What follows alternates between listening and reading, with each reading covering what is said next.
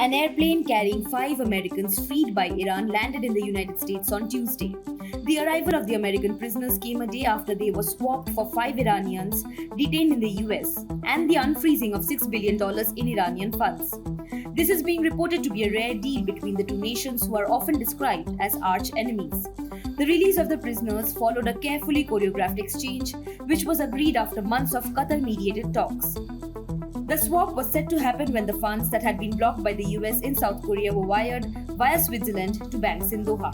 After the transfer was confirmed on Monday, the 5 US prisoners plus 2 relatives took off on a Qatari plane from Tehran at the same time as 2 of the 5 Iranian detainees landed in Doha on their way home. It is to be noted that 3 Iranians chose not to go to Iran. The other 2 who left for Iran are Mehrdad Moin-Ansari and Reza Saharangpur.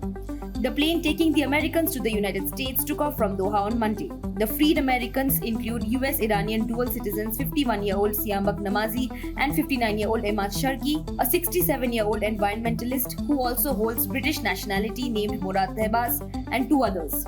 All 3 were detained based on espionage charges. The other 2 have not been publicly identified. The deal removes a point of friction between the United States, which brands Tehran a sponsor of terrorism, and Iran, which calls Washington the Great Satan.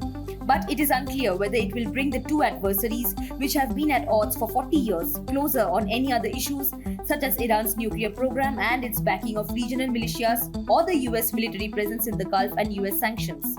US President Joe Biden welcomed the returning prisoners home, but his administration also announced fresh US sanctions. Iranian President Ebrahim Raisi, who was in New York for the annual UN General Assembly, called the swap a humanitarian action.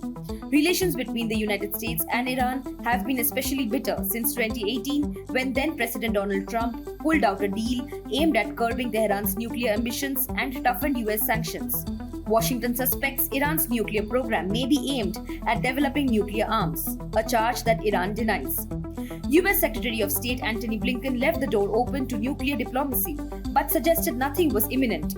US analysts were skeptical about prospects for progress. Subscribe to Oneindia channel and never miss an update.